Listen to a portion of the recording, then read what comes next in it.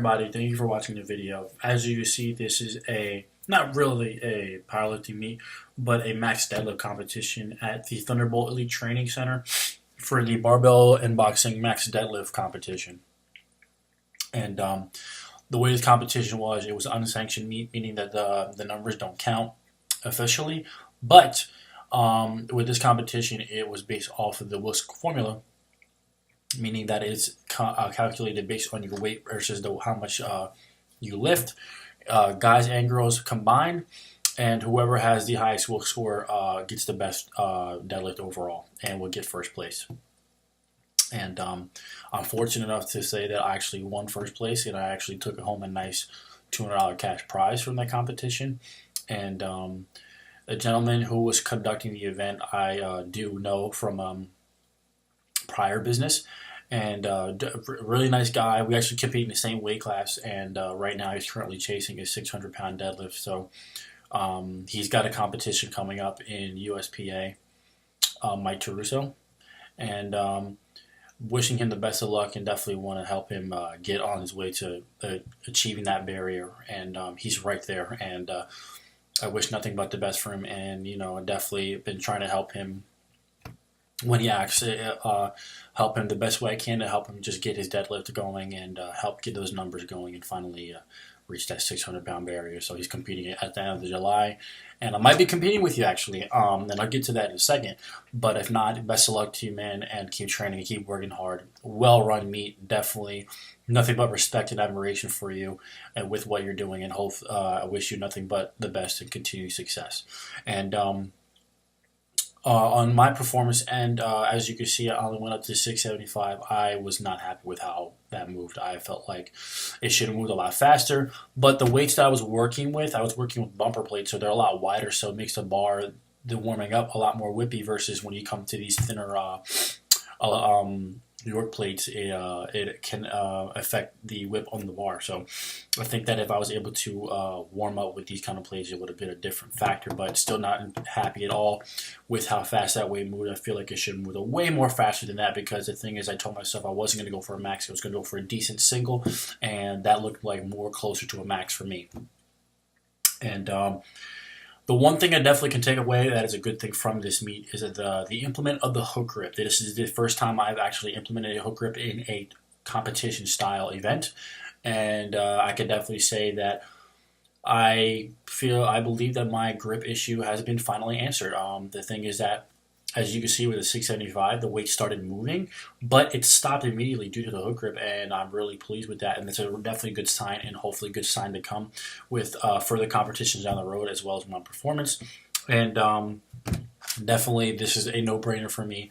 This is definitely something I'm going to stick with and continue and implement with my training, and hopefully it will put the grip issues to a bare minimum, if any at all. Other than that, I've been back to just regular training. I was going to compete on the 21st for RPS, but the way it's looking, it might not happen, unfortunately. So I might just do the push-pull for RPS June 10th, and looking forward to that. And, that will definitely set me up for the Worlds. So that'll be a tune-up meet, and it'll get me ready for Worlds. The IPO Worlds, I was fortunate enough to qualify yet again, and for the third year in a row, and definitely want to put my absolute best performance there. So definitely looking forward to hitting some decent numbers at that competition. And just this meet itself will be a tune-up meet to get ready for that, and all hands on deck would be ready for that. This year, I believe it will be in San Diego, California, at the end of September to the 1st of October. And, this is what I've always been training for, and this is where it's the time to shine and put all the eggs in one basket and just go at it with 110% and nothing less. And just looking forward to that. Just trying to bounce back from this competition, from this injury, and definitely trying to make strides on improving and just getting better overall. And I feel that definitely slowly but surely getting there. And I think one of the biggest assets has been just implementing a different accessory movement with actually doing some pause beltless deadlifts that actually help increase your grip. They can help increase your core activation, as well as they help increase your glute activation as well. Definitely recommend to anybody who is in the intermediate to advanced level in powerlifting. I highly recommend you use and implement that kind of training and the secondary lift as an accessory, because it's still doing the lifting itself, but it's breaking it down to more of a time under tension type of thing, and it's definitely going to help with activation in your core and your glutes, so that was going to help with your lockout as well as keep your back safe due to your core being strengthened.